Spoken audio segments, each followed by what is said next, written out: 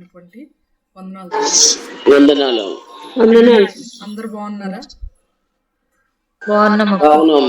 Very good, చాలా సంతోషం. మీ అందరినీ అందరికి వందనాలు. నేను కూడా మీ అందరి ప్రేయర్స్ వల్ల, ప్రభు యొక్క మహాకృప వలన బాగున్నాను. ఏమాత్రం ఆలస్యం చేయకుండా మనము వాక్య ధ్యానంలోనికి వెళ్దామండి. పరిశుద్ధ గ్రంథము నుండి దానియేలు గ్రంథము 11వ అధ్యాయము 45వ వచనాన్ని నేను చదువుతున్నాను. దయచేసి అందరూ కూడా బైబిల్స్ని పరిశీలించాలని మనం. కాబట్టి తన నగరు డేరాను, సముద్రములకును పరిశుద్ధానందములు గల పర్వతమునకును మధ్య వేయును. అయితే అతనికి నాశనము రాకుండుటకై సహాయము చేయువాడెవడును లేకపోవును. ప్రార్థన చేసుకుందాం దేవుని యొక్క సహాయం కొరకు.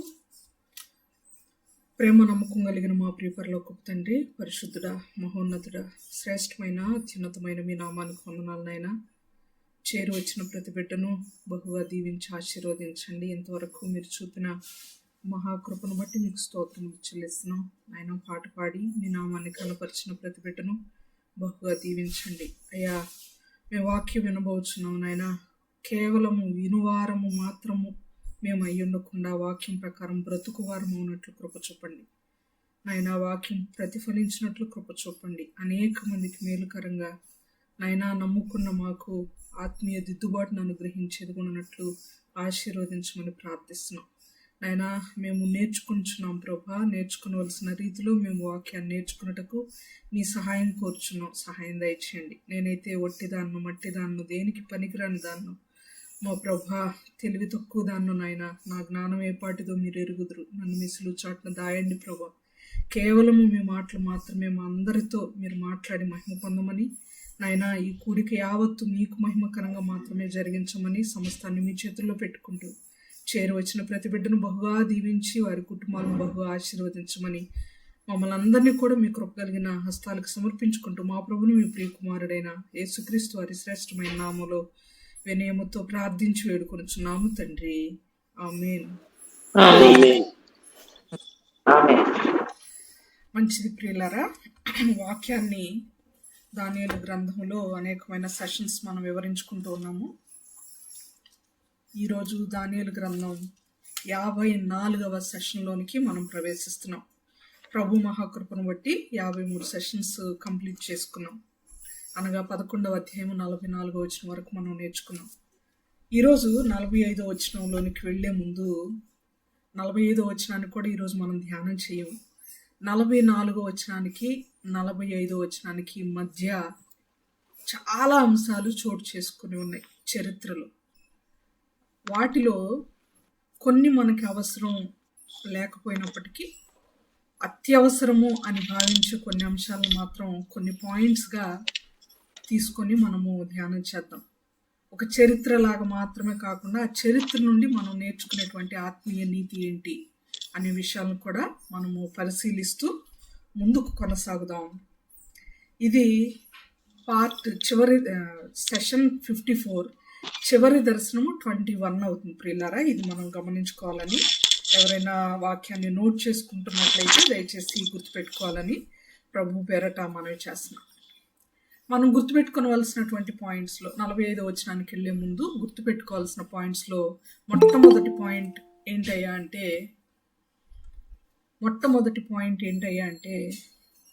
యెహోషువ గారి నాయకత్వంలో ఇశ్రాయేలీలందరూ కూడా కనానులో ప్రవేశిస్తారు. కనానులో ప్రవేశించిన నాట నుండి 722 క్రీస్తు పూర్వం 722 మరియు క్రీస్తు పూర్వము 586 ఈ సంవత్సరాల వరకు 722, 586 క్రీస్తు పూర్వం ఈ సంవత్సరాలు రెండు గుర్తుపెట్టుకోండి. ప్రవేశించిన నాట నుండి 722 వరకు వాళ్ళు ఎలా ఉన్నారంటే స్వతంత్రులుగా ఉన్నారు. మరలా చెప్తున్నాను ఈ పాయింట్.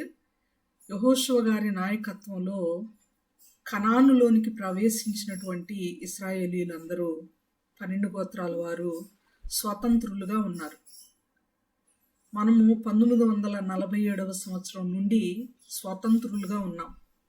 మనలను మన దేశస్తులే పరిపాలిస్తున్నారు కానీ విదేశీయులు ఎవరు ప్రజెంట్ పరిపాలించట్లేదు. 1947కు పూర్వము స్వతంత్రులుగా మనము లేము, వేరే దేశం యొక్క పరిపాలనలో ఉన్నాం. అలాగే కనానులోనికి ప్రవేశించిన తర్వాత వాళ్ళు స్వతంత్రులుగా ఉన్నారు. ఎప్పటి వరకు స్వతంత్రులుగా ఉన్నారు? ఎప్పటి వరకు స్వతంత్రులుగా ఉన్నారంటే క్రీస్తు పూర్వము 722 వరకు. అప్పుడేం జరిగింది? ఎందుకు తర్వాత స్వతంత్రం పోయింది అని కనుక మనం ఆలోచన చేస్తే 722లో 10 గోత్రాల వాళ్ళు అషూరు చెరకు వెళ్ళిపోయారు. మనకు తెలిసిన మాట అది. లోపలికి నేను డీప్గా వెళ్ళను, ఎందుకంటే 10 గోత్రాల వారు అషూరు చెరలోనికి వెళ్ళారు 722 బీసీలో. తర్వాత 586 బీసీలో మిగిలిన 2 గోత్రాలు అనగా యోధా గోత్రము, బెన్యామీను గోత్రము, ఈ 2 గోత్రాల వాళ్ళు బబులోను చెరకు వెళ్ళారు. అప్పటి నుండి ఎంతకాలం వాళ్ళు విదేశీయ పరిపాలన, లేకపోతే వేరే జాతి వారి కింద పరిపాలన, వేరే జాతి కింద దాసులుగా, దాస్యం అనే కాడి క్రింద వేరే వాళ్ళ హ్యాండ్ ఓవర్లో ఎంతకాలం ఉన్నారయ్యా అని గనక మనం ఆలోచన చేస్తే క్రీస్తు పూర్వము 164వ సంవత్సరం వరకు. ఈ పాయింట్ ఎందుకు చెప్తున్నాము మనమంటే, దానియేలు గ్రంథంలో 11వ అధ్యాయంలో మనం నేర్చుకుంటున్న ఒక రాజు గురించి ఏదైతే ఉందో ఆ రాజు యొక్క పరిపాలనలో చివరి సంవత్సరము 164 బీసీ. అంటే ఇశ్రాయేలీలను వేరే వారు ఎవరైతే పరిపాలించాలో వారిలో చివరి పరిపాలకుడు, చివరగా పెత్తందారుడుగా, చివరిగా పెత్తనం వహించిన వాడు అంతియోకస్ IV. ఆయన యొక్క అజమాయిషి, ఆయన యొక్క ప్రోద్బలం క్రింద, ఆయన యొక్క ఆ చేతి కింద నలిగిపోతూ ఉన్నారు వీళ్ళు అనే మాట నేను మీకు జ్ఞాపకం చేయబోతున్నాను. 164 బీసీ అనేటువంటి సంవత్సరాన్ని ఎప్పుడైతే బానిసత్వంలోనికి వీళ్ళు వెళ్ళారో ఫస్ట్ టైం 722 బీసీలో. సిస్టర్ ఏమైనా అడుగుతున్నారా? అరుణ సిస్టర్. Sorry sister, right. ఎప్పుడైతే 722 సంవత్సరం బీసీలో వీళ్ళు వేరే పరిపాలన క్రిందకి వెళ్ళిపోయారో, వేరే పరిపాలన క్రిందకి దాసులుగా వెళ్ళిపోయారో అషూరు చెరలోనికి, ఆ సంవత్సరంలో నుండి 722లో నుండి 164 బీసీని గనక మైనస్ చేస్తే ఎన్ని సంవత్సరాలు వస్తాయి మీరు ఒకసారి చెప్తారా? మీ దగ్గర పెన్ను పేపర్ ఉంటే 722లో నుండి 164ను తీసేస్తే ఎన్ని సంవత్సరాలు వస్తాయి అనేది మీరు నాకు చెప్పండి. 558 సంవత్సరాలు. 558 సంవత్సరాలు. ఏంటిది అంటే అషూరు చెరలోనికి వెళ్ళిన తర్వాత విడుదలయ్యే సంవత్సరం వరకు, అంటే టోటల్గా ఎన్ని సంవత్సరాలు బానిస బ్రతుకులో ఉన్నారు 10 గోత్రాల వాళ్ళు అనే కాలం అన్నమాట. 558 ఇయర్స్. ఈ పాయింట్ మనసులో పక్కన పెడదాం. యూదులు అనగా బెన్యామీను, యోధా గోత్రం వాళ్ళు ఎన్ని సంవత్సరాలు ఉన్నారు బానిస జీవితంలో అని గనక ఆలోచన చేస్తే 586 బబులోనికి వెళ్ళిన సంవత్సరం, అది బబులోను చెరలోనికి వెళ్ళిన సంవత్సరం 586. 586లో నుండి వాళ్ళు పూర్తిగా అందరి దేశాల కింద బానిసత్వాన్ని విడిచిపెట్టేసి విడుదల పొందే సంవత్సరం ఏదంటే 164 బీసీ. ఇప్పుడు మరలా మీరు 586లో నుండి 164ను తీసేసి ఎంత వచ్చిందో చెప్పండి. 422 సిస్టర్. Right, 422 correct. 422 సంవత్సరాలు యూదులు బానిసత్వాన్ని అనుభవిస్తున్నారు. 558 సంవత్సరాలు 10 గోత్రాలైన ఇశ్రాయేలీలు బానిసత్వాన్ని అనుభవిస్తున్నారు. నేను చెప్పొచ్చే పాయింట్ ఏంటంటే,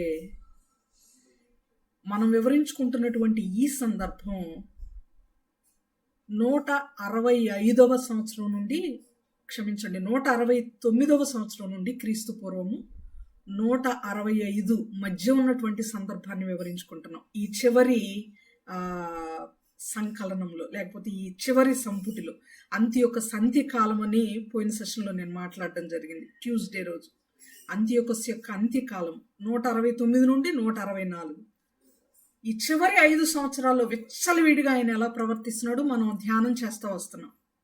అంటే 12 గోత్రాల వారికి కూడా అంత్యోకస్ కాలానికి మాత్రమే అంత్యకాలం కాదు ఇది. 12 గోత్రాల వారు వేరే జాతుల వారి, వేరే దేశము వారి యొక్క బానిసత్వంలో నుండి, వారి యొక్క అజమాయిషిలో నుండి, వారి పరిపాలనలో నుండి విడుదల పొందడానికి రెడీ అవుతున్నారు. విడుదలకు సమయం కావస్తుంది. ఈ వాతావరణాన్ని మనము దృష్టిలో పెట్టుకోవాలి.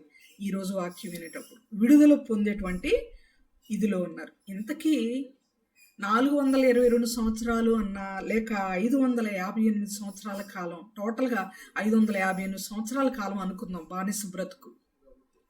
558 సంవత్సరాలు అనేది is it a small period, small span of time?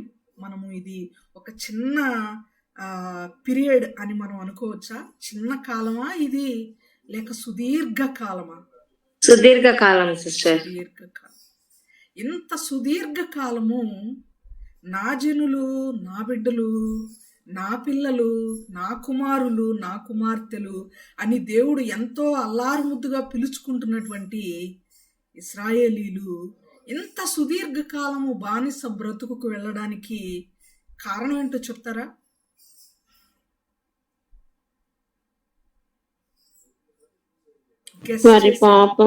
Exactly correct. వారి పాపములు, వారి లోబడని తత్వము, దేవునికి లోబడలేదు, దేవుడు చెప్పినట్లుగా వినలేదు. ఒకసారి కొన్ని వచనాలు దీని నిమిత్తమై మనం నెమరు వేసుకున్నాం. ఎందుకు బానిసత్వం, ఎందుకు దాస్యం? మొదటి పాయింట్లోనే ఉన్నాం మనం. ఇంకా ఎందుకు బానిసత్వం? ఇన్ని సంవత్సరాలు దేవుడు తన వారిని ఎందుకు చేయి విడిచాడు?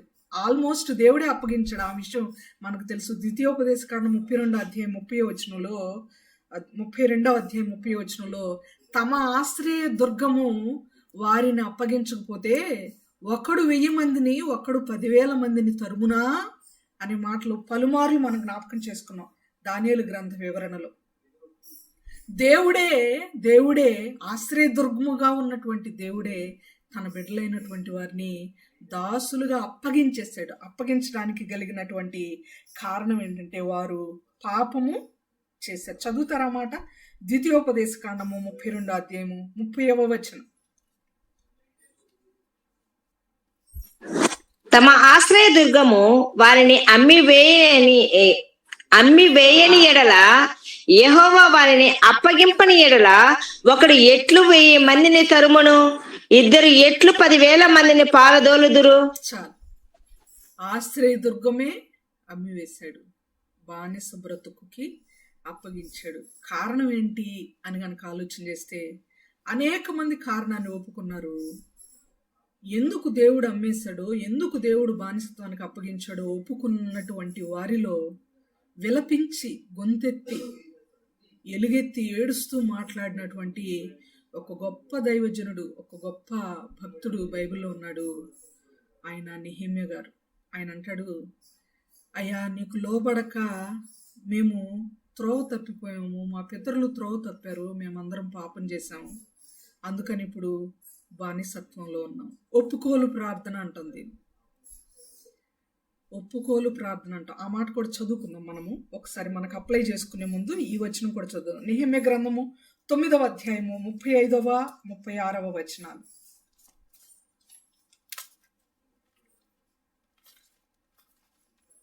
నెహెమ్యా గ్రంథము 9వ అధ్యాయము 35 మరియు 36 వచనాలు చదివి సహాయం చేయండి. నెహెమ్యా గ్రంథం 9వ అధ్యాయము 35, 36 వచనాలు.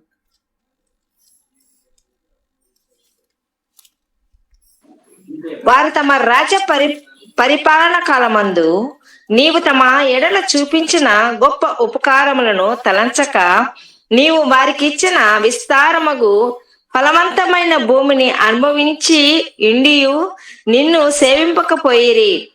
తమ చెడు నడతలు విడిచి మారు మనసు పొందరైరి.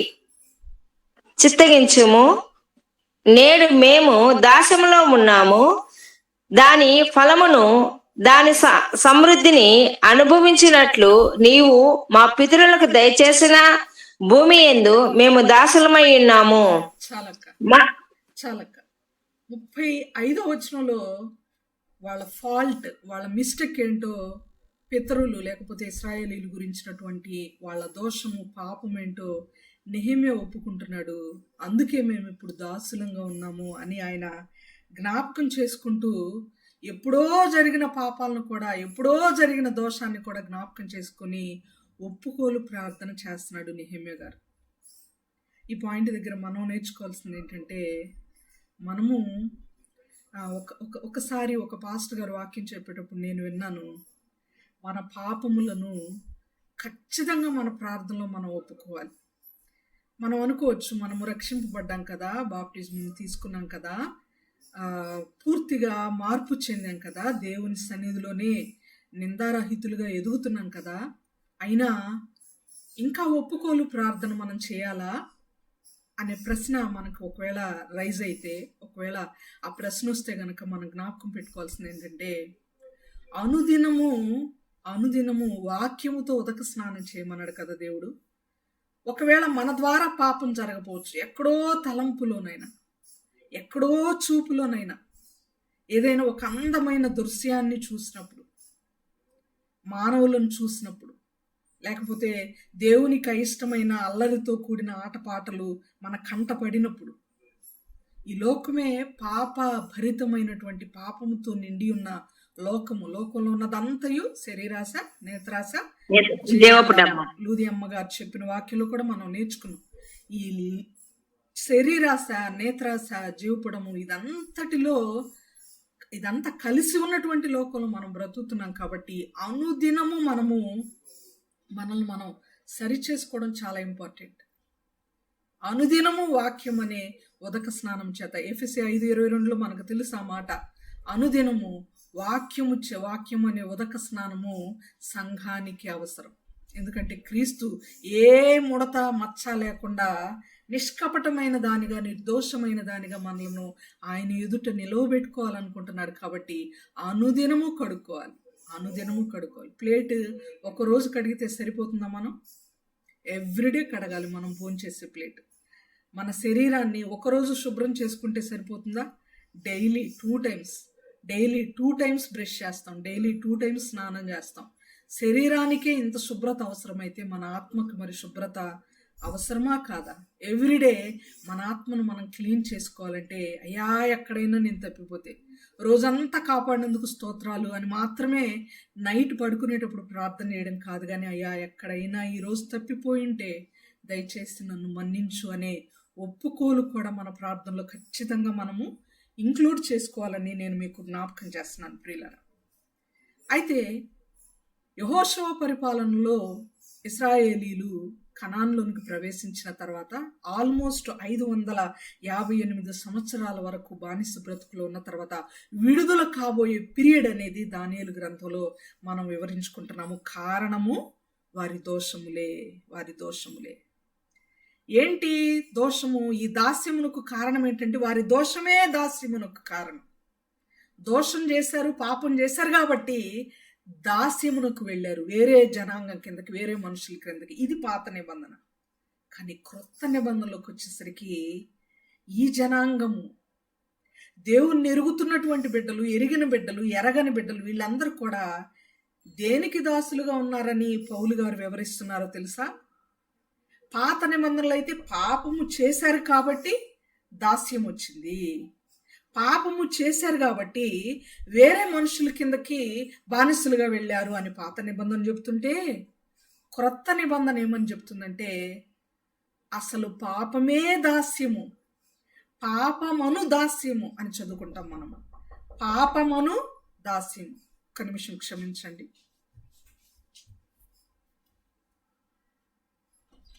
పాపమను దాస్యం.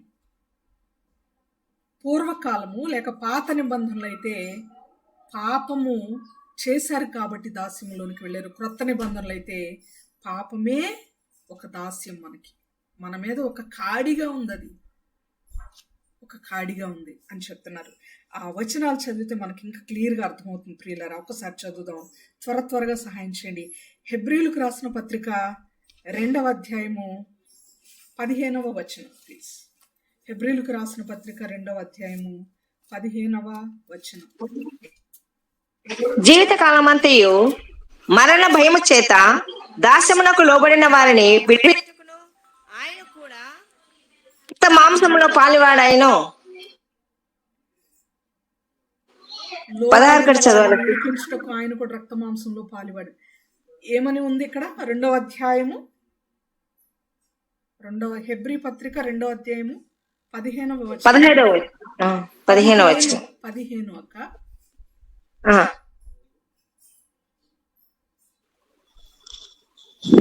కాబట్టి ఆ పిల్లలు రక్త మాంసములు గలవారైనందున ఆ ప్రకారమే మరణం యొక్క బలం గలవాన్ని అనగా అపవాదిని మరణం ద్వారా నశింపచేయుటకును జీవితకాలం అంతయు మరణ భయం చేత దాస్యమునకు లోబడిన వారిని విడిపించుటకును ఆయన కూడా రక్త మాంసంలో పాలివాడాయి. ఇద్దరు చదివింది కరెక్టే. జీవితకాలం అంతయు మరణ భయము చేత దాస్యమునకు లోబడిన వారిని విడిపించుటకు. 14 ఇద్దరు చదివింది కరెక్టే అన్నాక 14-15 వచనాలు కలిసి ఉన్నాయి. మీరు చదివింది కూడా కరెక్టే, అరుణ సిస్టర్ చదివింది కూడా కరెక్టే. రాసుకోండి అక్క. 14-15 కలిసి ఉన్నాయి. జీవితకాలం అంతయు మరణ భయము చేత దాస్యమునకు లోబడిన వారిని. ఎక్కడ? మరణ భయము చేత దాస్యమునకు లోబడిన వారు. దాస్యమునకు లోబడిన వారు అనే మాట ఇక్కడ కనపడుతుంది. అసలు ఆ దాస్యం ఏంటి? క్రొత్త నిబంధనలో హెబ్రీ పత్రికలో పౌలు గారు మాట్లాడుతున్నటువంటి జీవితకాలము ఉన్నటువంటి ఆ దాస్యం ఏంటి? వీళ్ళు మనుషులు లోబడినటువంటి దాస్యం ఏంటి అని కనుక ఆలోచన చేస్తే రోమా పత్రిక 6వ అధ్యాయం 20వ వచనంలో ఇక్కడ ఉన్నటువంటి ప్రశ్నకి జవాబు ఇస్తున్నాడు పౌలు గారు. రోమా పత్రిక 6వ అధ్యాయము 20వ వచనం. రోమీలకు రాసిన పత్రిక 6వ అధ్యాయము 20వ వచనం.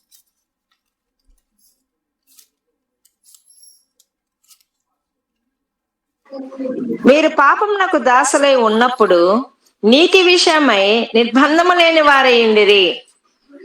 చాలక పాపమునకు దాసులై ఉన్నప్పుడు నీతి విషయమై నిర్బంధము లేని వారయ్యుండిరి. ఈ పాయింట్ మీకు అర్థం అవ్వాలని నేను చాలా ఆశపడుతున్నాను ప్రియులరా. పాత నిబంధనలో పాపం చేశారు. అబద్ధం కానీ, నరహత్య కానీ, దొంగతనం కానీ, వ్యభిచారం కానీ, అలా పాపాలు, చాలా రకాల పాపాలు ఇశ్రాయేలీలు చేశారు. కాబట్టి ఒక జనాంగం కిందకి, ఒక దేశం కిందకి బానిసలుగా వెళ్ళిపోయారు. క్రొత్త నిబంధనలకు వచ్చేసరికి పాత నిబంధనలో మనుషులకి బానిసలుగా వెళ్ళారు. క్రొత్త నిబంధనలో ఏకంగా పాపానికే బానిసలైపోయారు అని పౌలు గారు చెప్తున్నారు. అంటే పాపము విస్తరించిందా, తగ్గిందా? ఈ వచనాలను మనం ఆలోచన చేస్తే పాత నిబంధన కంటే కొత్త నిబంధనలో పాపము విస్తరించింది ఇంకా అనొచ్చా? లేకపోతే లేదండి అసలు పాపం కంప్లీట్గా తగ్గిపోయింది క్రొత్త నిబంధనలోకి వచ్చేసరికి అని అందామా? విస్తరించింది. పాపము విస్తరించింది, పాపానికే దాసులైపోయారు. అంటే పాత నిబంధనలు ఎప్పుడో ఒకప్పుడు అప్పుడప్పుడు పాపము చేసే స్థితిగతులుంటే ఆ పాపానికి తగినటువంటి ప్రాయశ్చిత్తము కొన్ని బలుల ద్వారా, స్వేచ్ఛార్పణని, పాప పరిహారార్థ బలి అని, దహన బలి అని కదా, రకరకాల బలులు, కోడెలు లేకపోతే మేకలు, గొర్రెలు, వీటిని అర్పించి పాపాన్ని పరిహరించుకుంటూ పాపం పోయింది అని భావిస్తూ వస్తే కంప్లీట్గా అసలు దేవుడు ఉన్నాడు కదా, దేవుడు ఆల్రెడీ చేసిన పాపాలకి, చెయ్యని పాపాలకి, ఆల్రెడీ జరిగిన పాపాలకి, అనేకమైన పాపాలకి ఆయన ఒక్కసారే బలేయడని బైబిలే చెప్తుంది కదా. ఎన్నిసార్లు పాపం చేసినా ఒకటే, ఒక్కసారి తప్పు చేసినా ఒకటే, 10 సార్లు తప్పు చేసినా ఒకటే. కొంతమంది అంటుంటారు కదా, ఒక్కసారి హత్య చేసినా ఒకే శిక్ష, 10 మందిని హత్య చేసినా ఒకే శిక్ష అన్నట్లుగా పాపము ఇంకనూ విస్తరించింది. ఎంతగా విస్తరించిందంటే ఈసారి పాత నిబంధనలాగా మనుషులకు దాసులు అవడం కాదు, మనుషుల దగ్గరకు, దేశాల దగ్గరకు, జాతుల దగ్గరకు బానిసలుగా వెళ్ళటం కాదు, కానీ పాపము దగ్గరే బానిసలైపోయారు అని పౌలు గారు వివరిస్తున్నారు. అందుకే ఆయన గలతీ పత్రికలో వివరిస్తూ చాలా చక్కని అద్భుతమైన మాట చెప్పారు. ఏంటంటే ఆ పాపం అనే దాస్యము నుండి దేవుడు మనకు విడుదల కలుగు చేసి స్వతంత్రమును అనుగ్రహించాడు, మనలను స్వతంత్రులుగా చేశాడు. కాబట్టి మరలా మీరు ఇప్పుడు ఆ పాపం అనే దాస్యం అనే కాడి క్రింద చిక్కుకోవద్దు. చదువుదామా? గలతీలకు రాసిన పత్రిక 1వ అధ్యాయము, క్షమించండి 5వ అధ్యాయము 1వ వచనం. 1వ అధ్యాయం 5వ వచనం అనబోయాను. 5వ అధ్యాయము 1వ వచనం, గలతీ పత్రిక. ఈ స్వతంత్రము అనుగ్రహించి క్రీస్తు మనలను స్వతంత్రులుగాను చేసి ఉన్నాడు. కాబట్టి మీరు స్థిరముగా నిలిచి మరలా దాస్యమైన కాడి క్రింద చిక్కుకొనకుడి. చాలా మరలా దాస్యమను కాడి క్రింద చిక్కుకొనకండి. ఈ పాయింట్ మనకు అర్థమైందా? మీకు అర్థమైంది అనుకుంటున్నాను నేను ఈ మాట. అందరూ జవాబు చెప్పండి ప్లీజ్. అరుణ సిస్టర్ చెప్తా ఉన్నారు, అర్థమైంది కదా? పాపం అనే దాస్యం క్రింద మరలా చిక్కుకోకూడదు. Thank you. మరలా దాస్యం అనే కాడి క్రిందకు మనం వెళ్ళకూడదు. ఎందుకంటే ఇన్ని సంవత్సరాల దాస్యానికి కారణమే మన పితరులు, లేకపోతే మనం నేర్చుకుంటున్నటువంటి పాత నిబంధనలోని భక్తులు, దేవుని బిడ్డలు, ఇశ్రాయేలీలు, యూదులు అనేటువంటి వారు చేసినటువంటి పాపం. అందుకనే కొన్ని సంవత్సరాల, వందల సంవత్సరాల బానిసత్వాన్ని వాళ్ళు అనుభవించారు. కానీ కొంత లిమిట్ ఉంది వాళ్ళ బానిస బ్రతుకుకి. ఇప్పుడు కృప వచ్చింది కదా, దేవుడు వచ్చాడు కదా, ఆయన మన కొరకు ప్రాణం పెట్టాడు కదా, మన పాపాలకు ఒక ప్రాయశ్చిత్తం దొరికింది కదా. 1 యోహాను పత్రిక 2వ అధ్యాయంలో మనం చూస్తాం, ప్రాయశ్చిత్తం కలుగు చేయడానికి ఆయన వచ్చాడు, పాపాలను తీసేయడానికి ఆయన వచ్చాడని. సో దొరికింది కదా ఛాన్స్ అని ఇంకా పాపంలో విస్తరిస్తే శిక్షకు ఇప్పుడు లిమిట్ లేదు. అగ్ని ఆరదు, పురుగు చావదు. పాపం అనే దాస్యం క్రింద నుండి దేవుడు ఆ కాడిని తొలగించాడు. ఎంత చక్కగా వివరించాడు ఈ మాట గలతీ పత్రికలో. కాడి క్రింద చిక్కుకోవద్దని ఎందుకు చెప్పాడంటే పౌలు గారు బహుశా బాగా కాడిని, యోక్ అనే దాన్ని బాగా అబ్జర్వ్ చేసినటువంటి వ్యక్తి అయి ఉంటాడు పౌలు గారు.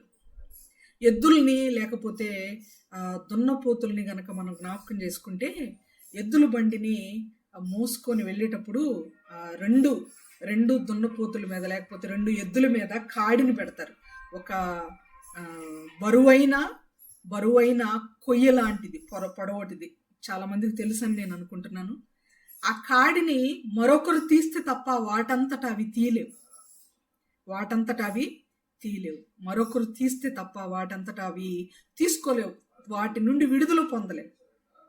మన మీద కూడా, మన తల మీద కూడా ఆ పాపం అనే కాడి అంత బలంగా ఉన్నప్పుడు దేవుడు ఆ కాడి నుండి మనలను విడిపించాడు. మరలా ఆ కాడి కిందకెళ్ళి మరలా మనం పెట్టి ఆ పాపాన్ని మన నెత్తి మీద వేసుకుంటాము అని అంటే ఎవ్వరు దానికి ఏమీ చేయలేరు. ఆల్రెడీ దేవుడు ఒకసారి ప్రాయశ్చిత్తం కలుగు చేశాడు. ఈసారి మరలా పాపం అనే కాడి క్రిందకి వెళ్తే మనకు పనిష్మెంటే కానీ ఎలాంటి విడుదల ఉండదు అని మనము జ్ఞాపకం చేసుకోవాలి ప్రియులారా. ఈ పాయింట్ నేను ఇంతవరకు కామా పెట్టాలనుకుంటున్నాను. మొదటి పాయింట్ ఒక్కసారి రిపీట్ చేసుకుందాం. కనానులో ప్రవేశించిన ఇశ్రాయేలీలు 558 సంవత్సరాలు సుమారు దాస్యములో ఉన్నారు. వాళ్ళ పాపాలే వాళ్ళ కారణం. ఈ పాయింట్ నుంచి మనం నేర్చుకుంటుంది, మనము మరలా ఒకప్పుడు పాపం చేసిన వాళ్ళమే రక్షింపబడ్డాం. మరలా ఆ పాపం అనే కాడి క్రిందకు మనము వెళ్ళొద్దు. రెండవ పాయింట్లోనికి వెళ్దాం. ఎప్పుడు కూడా ఈ అంతియోకస్ 4 అనేటువంటి వ్యక్తి యొక్క గుణగణాలు అన్నీ కూడా చెడ్డవిగా మనం నేర్చుకుంటూ ఉన్నాం. ఈరోజు మనం చూడబోయేటువంటి ఒక అంశం ఎలా ఉంటుందంటే, ఎంత చెడ్డవాడయ్యా, ఆయన యొక్క పాపములు, ఆయన యొక్క ఆలోచనలు ఎంత మితిమీరిపోయినాయి అని కనుక మనం ఆలోచన చేస్తే, సీదోను ప్రాంతాన్ని అంతియోకస్ 4 జయించినప్పుడు ఒక కాయిన్ మీద ఒకవైపు ఆయన బొమ్మ, ఒకవైపు సీదోను జయించాను, victory of Epiphanes, victory of the barrier of victory అనేటువంటి పేర్లు కలిగిన అక్షరాలని ఒకవైపు ఆయన వేయించుకుంటాడు. అంటే తన గురించి తాను భావించేటువంటి విధానం ఎలా ఉందంటే విక్టరీని మోసుకెళ్ళేవాడు. అంటే విజయాన్ని, నేను ఎక్కడికి వెళ్ళినా నాకు తిరుగులేదు, ఎక్కడికి వెళ్ళినా నేను గెలుస్తాను, నాదే పై చెయ్యి, నాదే గెలుపు అన్నటువంటి భావనతో సీదోను ప్రాంతాన్ని ఆయన జయించినప్పుడు ఒకవైపు సీదోన్లో వాడేటువంటి నాణ్యాల మీద, కాయిన్స్ మీద ఒకవైపు ఆయన పిక్చర్, ఆయన ఫోటో వేయించుకొని మరొక వైపు ఈ మాటలు victory of barrier, victory of Epiphanes అనేటువంటి మాటలు ఆయన వ్రాయించుకున్నాడు. నేను పిక్చర్స్ చూపిస్తే లేట్ అవుతుంది కాబట్టి నేను గ్రూప్లో వాటిని షేర్ చేస్తాను, మీరు తర్వాత వాటిని చూడగలరు. అయితే ఒకవైపు ఆయన ఫేస్ వేసుకున్నాడు, మరొక వైపు ఆయన భావిస్తున్నటువంటి, ఆయన మనసులో ఉన్నటువంటి అక్షరాలను ఆయన వేసుకున్నాడు. ప్రియులరా, దీన్ని బట్టి ఆయన ఎంత అహంకారంతో కూడినటువంటి వ్యక్తో మనకు అర్థమవుతుంది, ఎంత అహంకార స్వభావం కలిగినటువంటి వాడో మనకి అర్థమవుతుంది. ప్రియులరా, ఒక్కసారి మనం గనక ఆలోచన చేస్తే మరొకసారి ఆయన యొక్క జీవితంలో మరొక కాయిన్ మీద కూడా ఆయన పిక్చర్ వేయించుకున్నాడు. మరొక వైపు ఏం పెట్టాడు అని అంటే ఒక సింహాసనం మీద ఆయన కూర్చున్నట్లుగా మరొక ముఖం. మరొక అని ఎందుకంటున్నానంటే కాయిన్కి 2 ముఖాలు ఉంటాయి. అచ్చు బొమ్మ అంటాం మనం. బొమ్మ అనే వైపు మనుషుల బొమ్మలు కానీ, లేకపోతే మన దేశం యొక్క 4 సింహాల బొమ్మ కానీ ఉంటూ ఉంటాయి కాయిన్స్ మీద. మన దేశానికి సంబంధించిన కాయిన్స్ కనుక మనం గమనిస్తే తర్వాత రెండో వైపులో ఆ కాయిన్ యొక్క వాల్యూ ఉంటుంది. 1 రూపీ అయితే 1 రూపీ, 2 రూపీస్ అయితే 2 రూపీస్, 5 అయితే 5, 10 అయితే 10, ఆ విధంగా. అలాగే ఆయన చేయించినటువంటి కాయిన్స్ మీద ఒకవైపు ఆయన ముఖము, రెండో వైపు ఏం పెట్టాడంటే రెండో వైపు కూడా రెండోసారి చేయించిన కాయిన్స్లో ఆయన ముఖమే పెట్టాడు.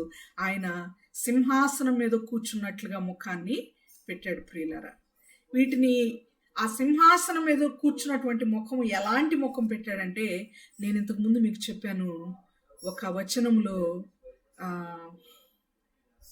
అపవిత్రమైన దానిని, నిషిద్ధమైన దానిని దేవాలయంలో, యెరూషలేము దేవాలయంలో ఆయన పెట్టినప్పుడు, యెరూషలేము దేవాలయంలో ఆయన పెట్టినప్పుడు నిషిద్ధమైన దానిని పరిశుద్ధ స్థలంలో ఉంచాడని చెప్పుకున్నాం కదా. మొట్టమొదటిసారి పందిని ఉంచితే రెండవసారి జూపిటర్ అనేటువంటి దేవత లేక దేవుడిగా భావించేటువంటి విగ్రహాన్ని ఆయన ఉంచాడు. ఆ జూపిటర్ విగ్రహం ఏ విధంగా సింహాసనం మీద కూర్చొని ఉంటుందో అదే స్టైల్లో ఆయన సింహాసనం మీద కూర్చొని ఉన్నటువంటి పిక్చర్ని ఆయన రెండవ వైపు పెట్టినట్లుగా కాయిన్స్ మనం చూడగలం. ఒక్క నిమిషం నేను మీకు అది చూపిస్తాను. ప్రియులారా, దయచేసి క్షమించండి. చిన్నారి ఫోన్ ప్లీజ్.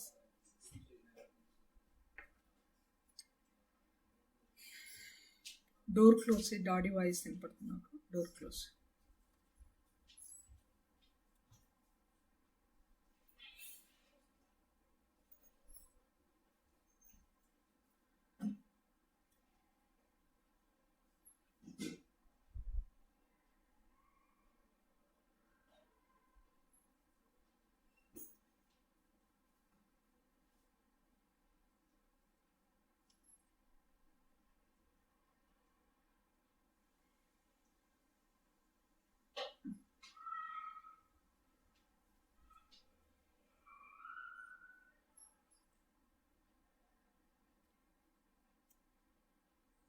ఈ పిక్చర్ మీకు కనబడుతుందా అండి?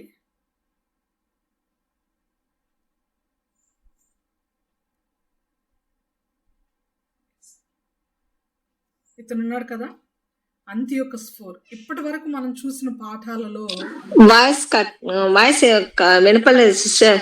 ఓకే, ఇతను కనబడుతున్నాడా? కనిపిస్తున్నా. ఇది అంతియోకస్ యొక్క యాక్చువల్ పిక్చర్. ఇప్పటి వరకు మనము ఇమాజినరీ పిక్చర్స్ అర్థం కావడానికి, పాఠం అర్థం కావడానికి ఇంటర్నెట్లో మనకు దొరికిన ఊహా చిత్రాలను చూయించుకుంటూ వాక్యం విన్నాము. కాయిన్ మీద దొరికిన ఈయన పిక్చర్ అంటే ఆనాటి కాలంలో ఆయన పరిపాలించేటప్పుడు ఆయన చేయించిన కాయిన్స్, నాణ్యాల మీద ఉన్నటువంటి పిక్చర్ అంతియోకస్ 4. ఈయన పక్కన ఇంకొక, ఇది కాయిన్కు ఒకవైపు, అంటే ఆ నాణ్యమునకు ఒకవైపు పిక్చర్ ఆయన ఫేస్ అయితే రెండవ వైపు కూడా సింహాసనం మీద కూర్చున్నట్లుగా ఒక బొమ్మ కనబడుతుంది చూడండి. ఇది కనబడిందా? కనబడింది. ఇది కూడా ఆయనే. అంటే రెండు వైపులా ఈయన పిక్చరే పెట్టుకున్నాడు. ఎందుకు ఈయన ఇలా పెట్టుకున్నాడంటే, ఒక పిక్చర్ నేను మీకు చూపిస్తాను, ఇది చూడగానే మీకు గుర్తు రావాలి.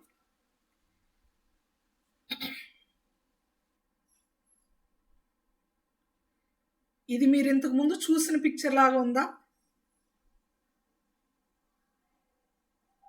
జూపిటర్ అనేటువంటి దేవుణ్ణి యెరూషలేము దేవాలయంలో ఒక విగ్రహంగా ఆయన పెట్టించాడు అనేటువంటి మాట వివరించుకోవడం జరిగింది మనం.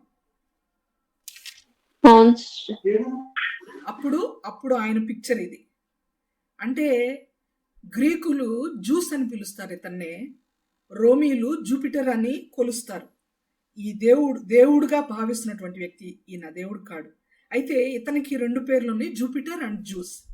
ఇతను ఎలా కూర్చున్నాడో ఈ కాయిన్ మీద ఈ అంత్యోకస్ 4 కూడా అలాగే కూర్చొని ఫోటో వేయించుకున్నాడు. చూసారా? కనబడుతుందా మీకు? జూమ్ చేయను, అలాగే పెట్టుకున్నాడు.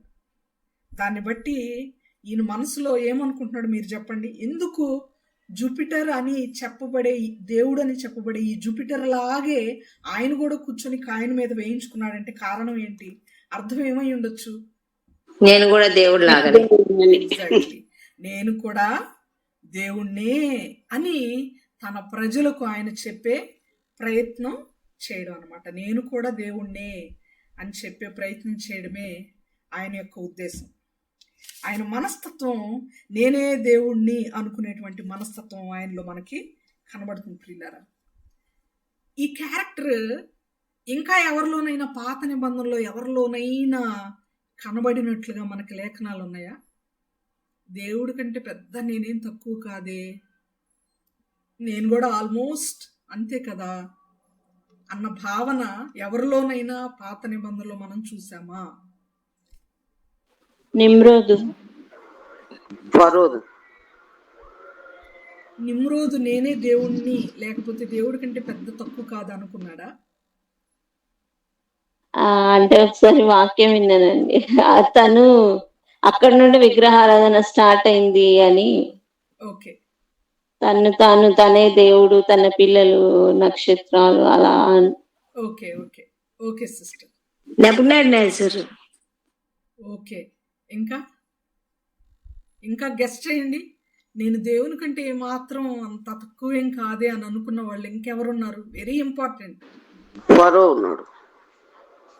ఓకే, ఇంకా ఆలోచించండి, మీరే జవాబు చెప్తారు. మీ నోటి నుండి రావాలని చిన్న ప్రయత్నం.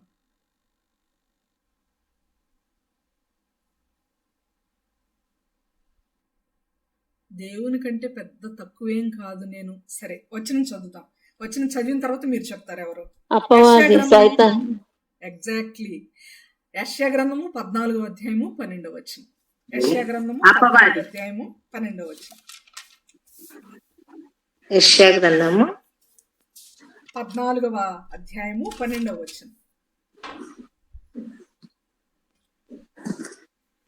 తేజ నక్షత్రమా, ఏకొక చుక్క నీవెట్లా ఆకాశం నుండి పడితివి? జనములను పడగొట్టిన నీవు నేల మట్టుకు వరకు ఎట్లు నరకబడితివి?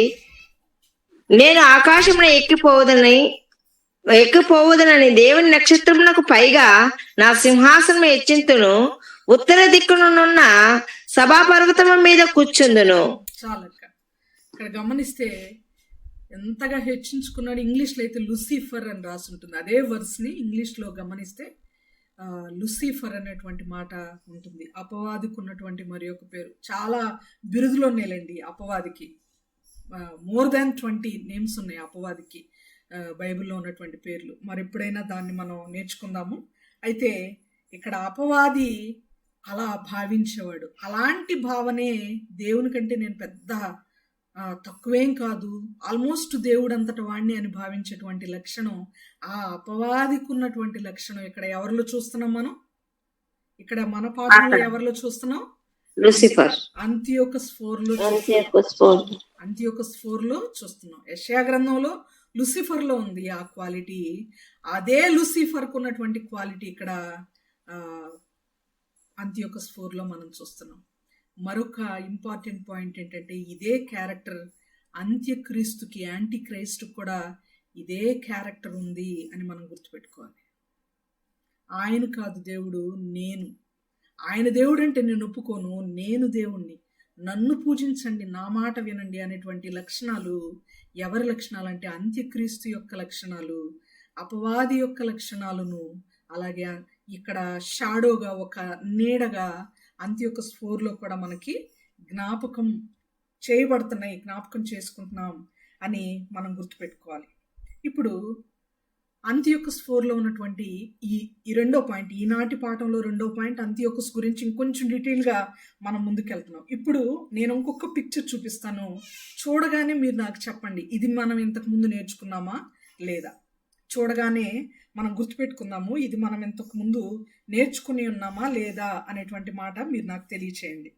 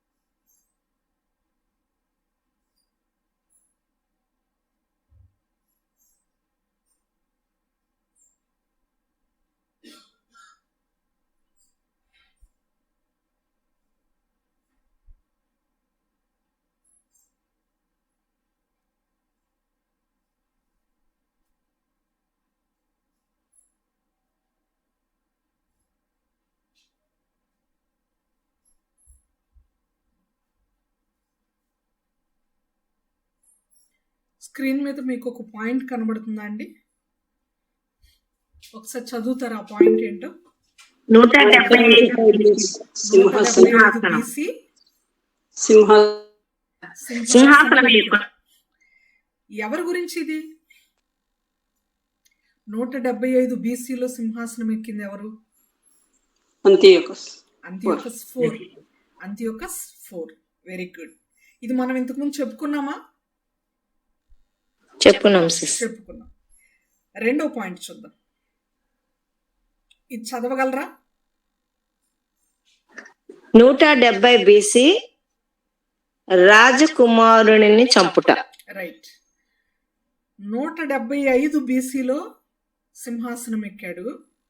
సింహాసనం ఎక్కిన 5 సంవత్సరాలు దాటగానే రాజకుమారుణ్ణి చంపాడు. దీని గురించి వివరించుకున్నామా? ఎవరు ఈ రాజకుమారుడు? అంత్యొకస్ 3 కుమారుడు. ఇతనికి ఏమవుతాడు? అంత్యొకస్ 4కి ఏమవుతాడు? తమ్ముడు కుమారుడు, అన్నయ్య కొడుకు. అన్నయ్య కొడుకు, సొంత అన్న కొడుకునే పరిపాలనలోకి వచ్చిన 5 సంవత్సరాలకి చంపాడు. ఒకసారి ఆలోచన చేయడానికి ట్రై చేయండి. సింహాసనం ఎక్కాడు, ఎక్కిన 5 సంవత్సరాలకి రాజకుమారుని చంపాడు. ఇప్పుడు ఈ మూడో పిక్చర్ చూడండి, ఇది చదవగలరా? 169 BC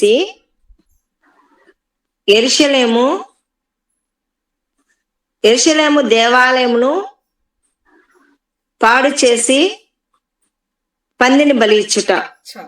169 BCలో ఏం జరిగింది? యెరూషలేమును పాడు చేసి పందిని బలి ఇచ్చుట. ఇది వివరించుకున్నామా సత్యవేదం సిస్టర్? వివరించుకున్నామా ఈ పాయింట్?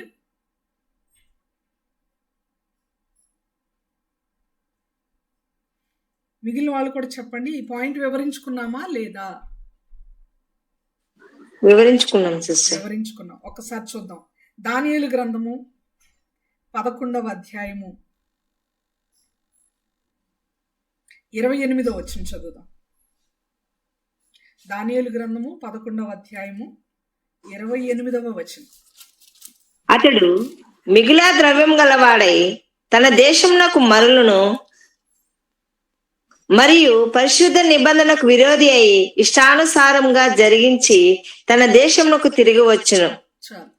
పరిశుద్ధ నిబంధనకు విరోధి అయి ఇష్టానుసారముగా జరిగించును. దేవాలయాన్ని పాడు చేయడం. పరిశుద్ధ నిబంధనకు విరోధంగా ఏం చేస్తాడయ్యా అంటే, ఒకసారి పందిని బలి అర్పిస్తాడు, మరొకసారి జూపిటర్ అనేటువంటి దేవత లేక దేవుడిగా పూజించే విగ్రహాన్ని నిలువబెడతారు. ఇది దానియేలు గ్రంథం 11వ అధ్యాయము 28వ వచనం ధ్యానం చేసేటప్పుడు మనం ఇది ఆల్రెడీ నేర్చుకున్నాం ప్రియులారా. ఈ పాయింట్ దగ్గర మనం ఒకటి గుర్తుపెట్టుకోవాలి. పాత నిబంధనలో యెరూషలేము అనేటువంటి దేవాలయాన్ని పాడు చేసిన, దేవాలయంలోని వస్తువులను సొంతానికి ఉపయోగించుకున్నా, లేకపోతే అపవిత్రమైన కార్యములు దాని ద్వారా జరిగించిన దేవునికి ఎంతో ఉగ్రత వస్తుంది, కోపం వస్తుంది, రోషం వస్తుంది. చాలా ఆయన కోపపడతాడు, శిక్షిస్తాడు. కానీ క్రొత్త నిబంధనలోకి వచ్చేసరికి యెరూషలేము కంటే కూడా మించినది, దేవునికి చాలా ఇష్టమైన దేవాలయం ఒకటి ఉంది. అదేంటో చెప్తారా? మన హృదయమా? మన హృదయమే దేవుని మందిరం. మన హృదయమే దేవుని మందిరం. All right. కొరింథీయులకు రాసిన మొదటి పత్రిక 3వ అధ్యాయము 16-17 వచనాలు చదువుదాం.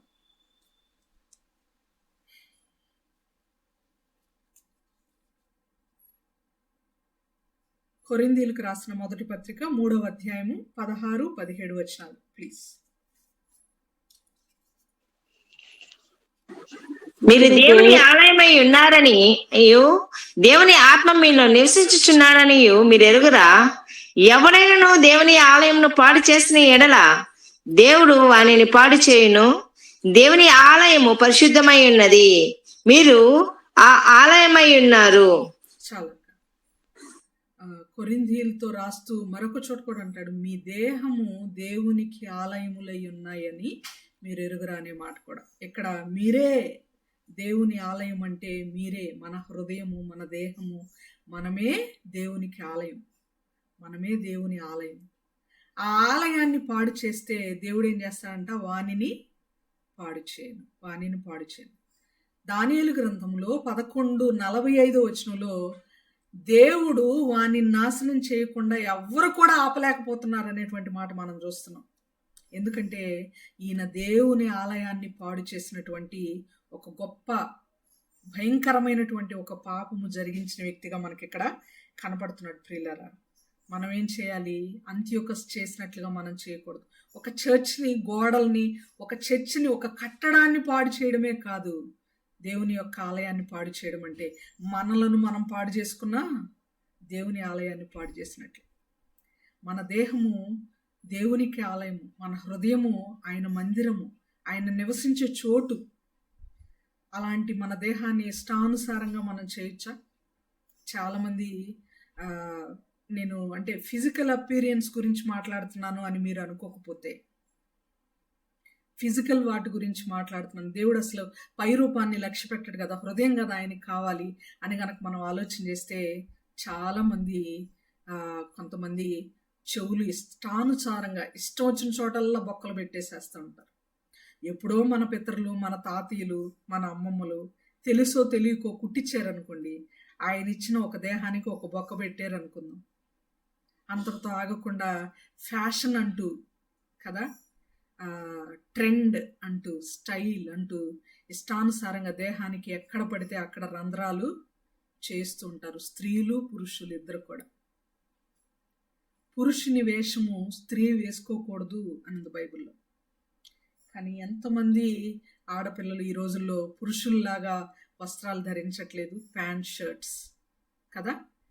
హెయిర్ కట్స్ కూడా పురుషునికి ఈక్వల్గా ఉండేటట్టు హెయిర్ని కట్ చేసుకోవడం, జుట్టు కట్ చేసుకోవద్దు, జుట్టు పైట కొంగుగా దేవుడు ఇచ్చాడు అని బైబిల్లో పత్రికల్లో పౌలు గారు చెప్పారు.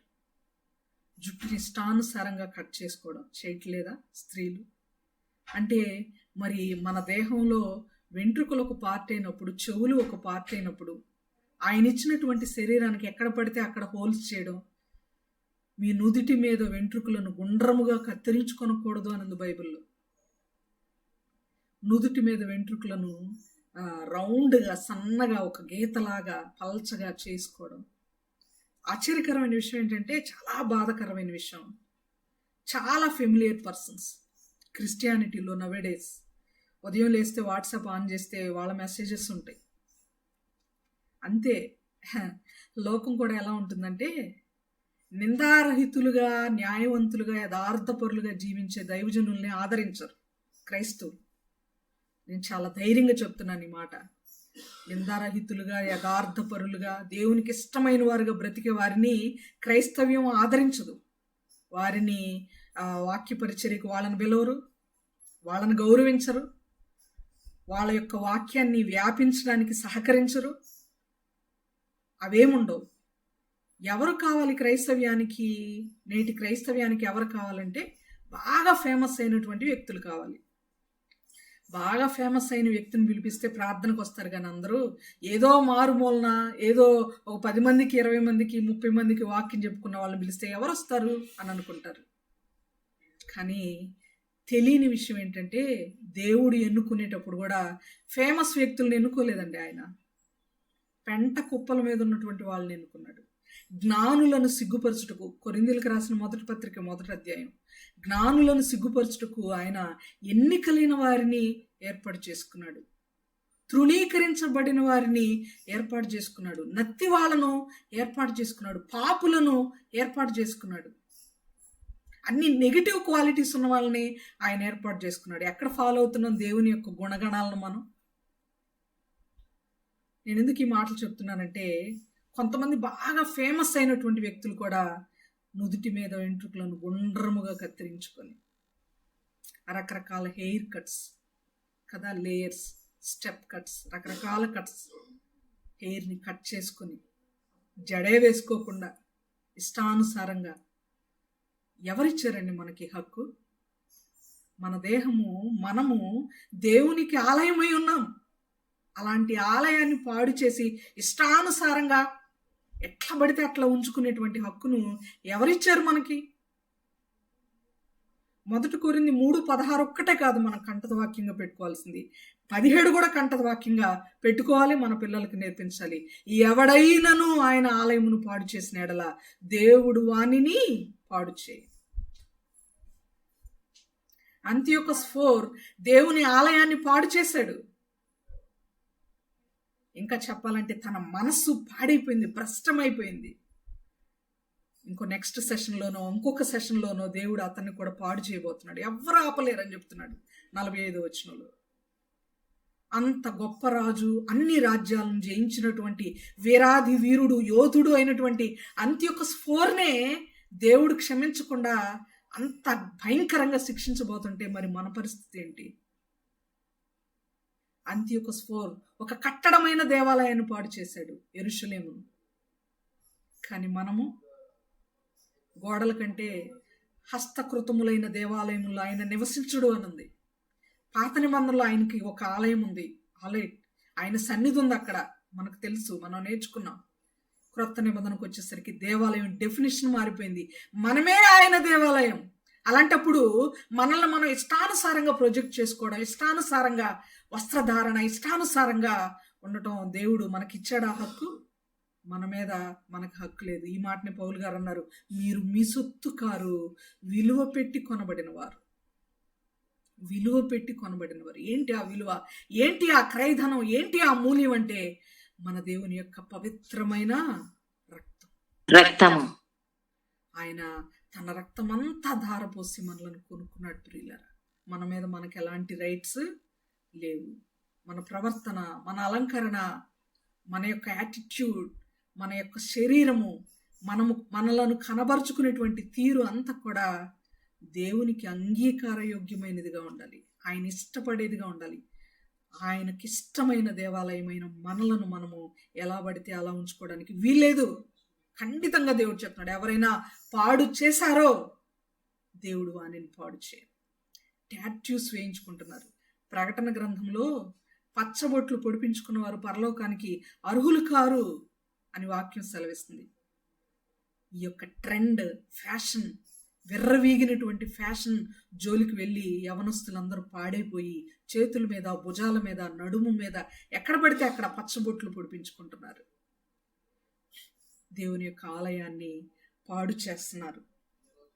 దేవుని యొక్క ఆలయాన్ని పాడు చేస్తే దేవుడు వాణ్ణి పాడు చేస్తాడు అనేటువంటి విషయం దేవుడు జ్ఞాపకం చేస్తున్నాడు. ప్రియులరా, జ్ఞాపకం చేస్తున్నాడు. మనం గుర్తుపెట్టుకోవాలి, మనం నేర్చుకోవాలి, మన వారికి మనము నేర్పించేవారిగా ఉండాలని దేవుని యొక్క వాక్యం ద్వారా మనం జ్ఞాపకం చేయబడుతున్నాం. దానియేలు గ్రంథం 11వ అధ్యాయము 28వ వచనంలో ఇష్టానుసారంగా జరిగించును అన్నాడు. ఇష్టానుసారంగా జరిగించును అన్నాడు. అలా ఆయన జరిగిస్తూ ఉన్నప్పుడు ఆయన చివరి పరిపాలనలో, ఆయన పరిపాలన కాలంలో చివరి ఘడియలయందు, చివరి రోజులలో ఏం జరుగుతుందో దానియేలు గ్రంథము 11వ అధ్యాయము 30-31 వచనంలో క్లియర్గా చెప్తున్నాడు. నేను అప్పుడు చెప్పేటప్పుడు ఒక మాట చెప్పాను. ఈ వచనాలను ఫ్యూచర్లో మరొక సెషన్లో సమయానుకూలతను బట్టి, సమయానుకూలంగా, సందర్భంలో నేను క్లియర్గా వివరిస్తాను అనేటువంటి మాట. ఒకసారి ఆ వచనాలు మనం చదువుకొని వివరణలోనికి వెళ్దాం. దానియేలు గ్రంథము 11వ అధ్యాయము 30 మరియు 31వ వచనం. 30 మరియు 31వ వచనం. దానియేలు గ్రంథము 11వ అధ్యాయము 30 మరియు 31వ వచనం.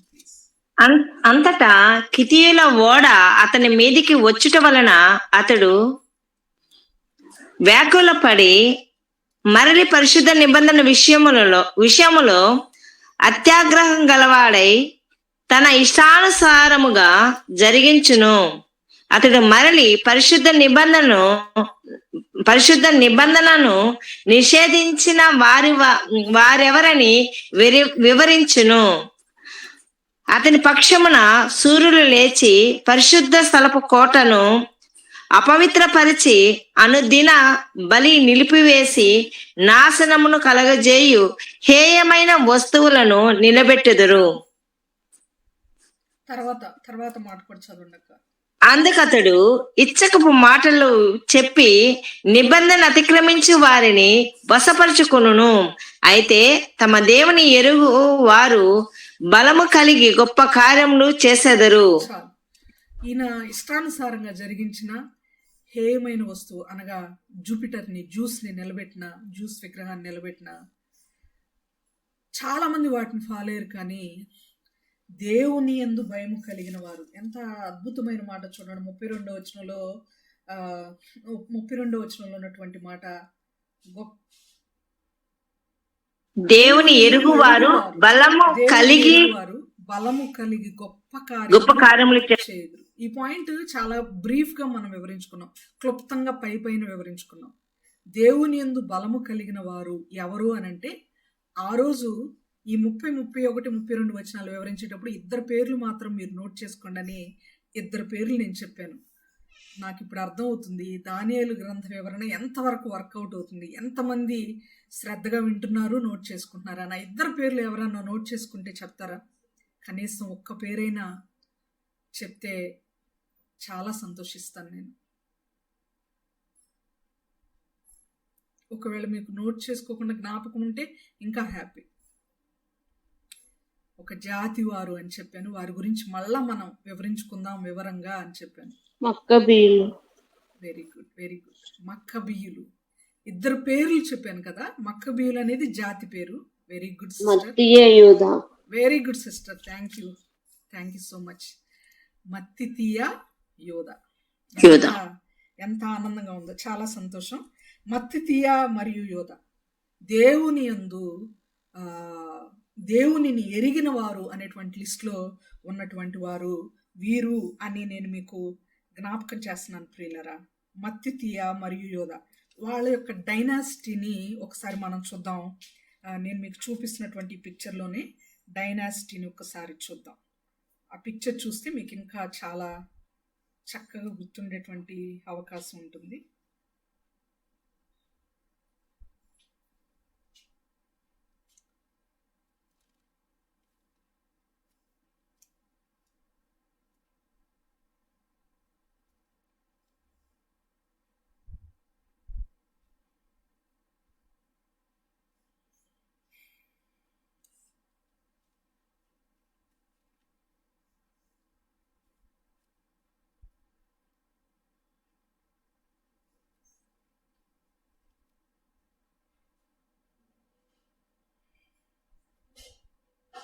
మీ ఇంతకుముందు మనం 169 చదివాం కదా. ఈ థర్డ్ పాయింట్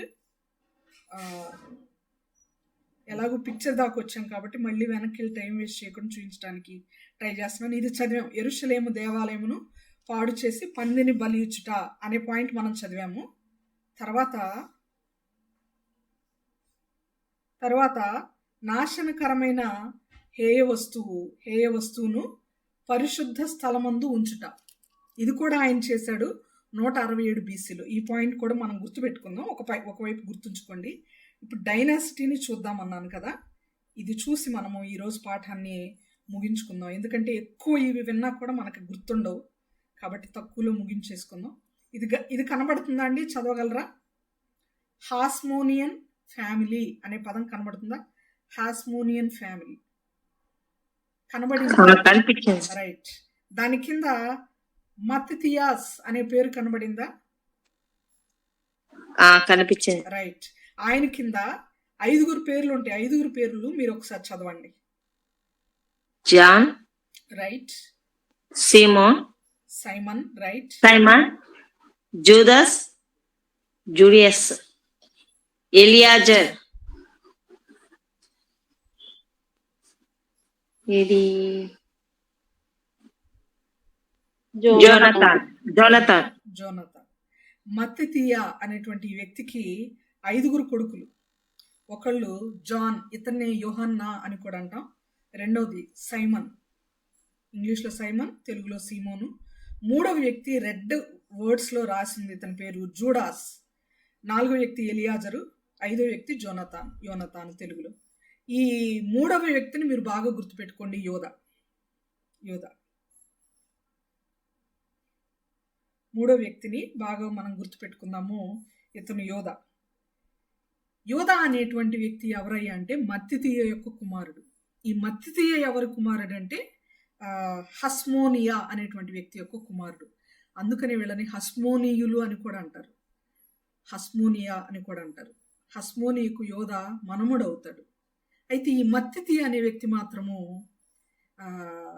ఎప్పుడైనా మనము చెప్పాలి, ఒక ఉదాహరణగా చెప్పాలంటే, ఒక 4-5 పిల్లుల్ని ఒకే ఇంట్లో కూర్చోబెట్టి లాక్ చేసేసి వాటిని బాగా హెరాస్ చేస్తూ ఉన్నాం అనుకోండి, మనము ఏమవుతుందండి? ఒక పిల్లినో లేకపోతే 2-3 పిల్లులనో మనము బాగా హెరాస్ చేస్తున్నాం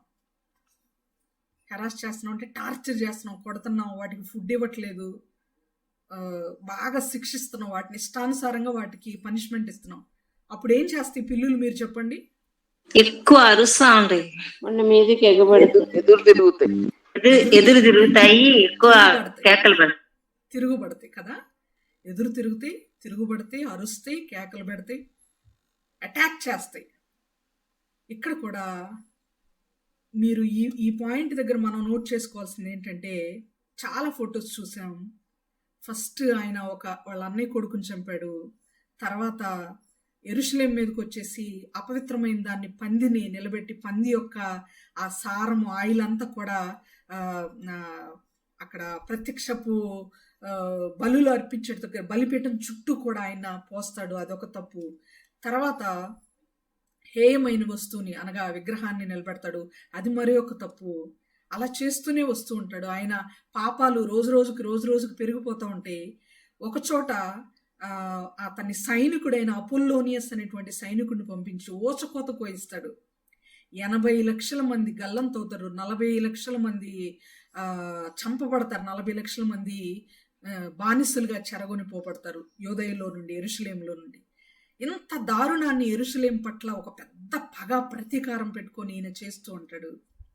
అందుకనే తెలియక చాలా మంది దేవుని బిడ్డలు ఈయనే అంత్యక్రీస్తు అని తెలియక బోధిస్తుంటారు. కానీ ఈయన అంత్యక్రీస్తుకు ఒక నీడ మాత్రమే. ఇన్ని తప్పులు చేసినటువంటి ఈయన ఈ యోధా దేశాన్ని ఎంతగా కఠినంగా శిక్షిస్తూ, కఠినంగా పగ పెట్టుకొని చేస్తూ ఉన్నప్పుడు వాళ్ళందరూ పిల్లులై ఎంతగానో చాలా మంది డౌన్ టు ఎర్త్ అన్నట్టుగా చాలా లోబడిపోయి ఆయన చెప్పిందే చేస్తూ మసులుకున్నప్పటికీ కొందరు మాత్రం తిరుగుబడిన పిల్లల్లాగా ఉన్నారు, పిల్లులులాగా ఉన్నారు. వారిలే ఈ యొక్క మక్కబీయులు అనే పేరు ఎందుకు వచ్చింది? మత్తితీయ కదా పేరు. లేకపోతే హస్మోనియన్స్ కదా పేరు, మత్తితీయ అనే పేరు ఎందుకు వచ్చింది అని అంటే, నేను మరలా జ్ఞాపకం చేస్తున్నాను. ఇప్పుడు కూడా నేను డీప్గా వెళ్ళట్లేదు, ఇంకా పాట ముగించేయాలనుకుంటున్నాను. వీళ్ళు ఈ యొక్క మత్తితీయ కుమారుడైనటువంటి యోధ మత్తితీయ అప్పుడు హై ప్రీస్ట్గా ఉంటాడు. మత్తితీయ ఎవరయ్యా అంటే అహరోను కుటుంబంలో నుండి వచ్చినవాడు. గుర్తుపెట్టుకోండి, చాలా ఇంపార్టెంట్ ఇది. మత్తితీయ ఎవరు అంటే అహరోను వంశస్థుల్లో నుండి వచ్చాడు. అంతేకాదు అహరోను వంశస్థుల్లోని ఆయన పేరేంటి ఫీనెహాసు కుటుంబీకుల్లో నుండి వచ్చినవాడు మత్తితీయ. ఫీనెహాస్ అంటే మీకు గుర్తున్నాడా? ఫీనెహాస్ అంటే గుర్తున్నాడు అంటే ఓకే, సమయం అయిపోవస్తుంది. గుర్తున్నాడా ఫీనెహాస్? ఏం చేశాడు ఆయన?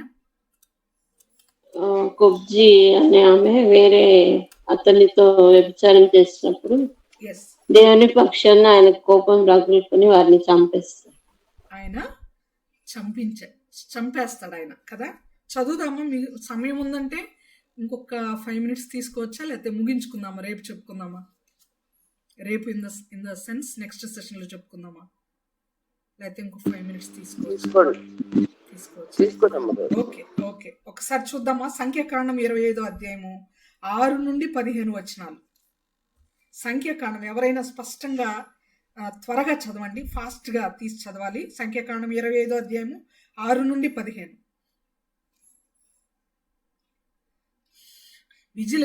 విజయకుమార్ అక్కని ఎవరు ఓడించలేకపోతున్నారు. అక్క ఎక్కువ మోషే కన్నులు ఎదుటను. సంఖ్యాకాండము 25 కదా సిస్టర్? అవునక్క. 25:6. 16 అక్క. ఓకే. మరియు యెహోవా మోషేకి ఇలాగ సెలవిచ్చెను, మిద్యానీయులు తమ తంత్రముల వలన నీకు బాధికులై ఉన్నారు. వారిని బాధపెట్టి హతము చేయుడి. వారి తంత్రములు చేసి పేయూరు సంతతిలోను తెగులు దినమందు పేయూరు విషయములో చంపబడిన తమ సహోదరియు మిద్యానీయుల అధిపతి కుమార్తె అయిన కొబ్జీ సంగతిలోను మిమ్మును మోసపుచ్చిరి.